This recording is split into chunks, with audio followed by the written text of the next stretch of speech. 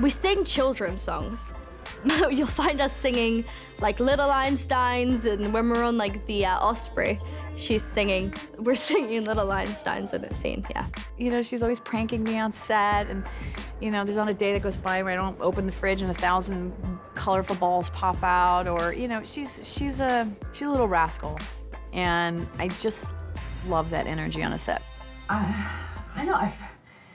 I figure out what the hell if I signal that might stop me.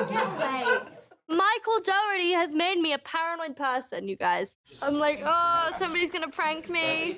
This is how, did you see this though? I'm like so scared because people, I know every day people scared. She's restored my faith in humanity to a certain degree because she's just so excited. And we had a special connection over our mutual love of nature and animals, which is a very big recurring theme in the film.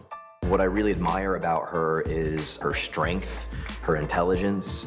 They are the traits that I was looking for in the character, and thankfully the actual actress embodies all of those things. Goodbye.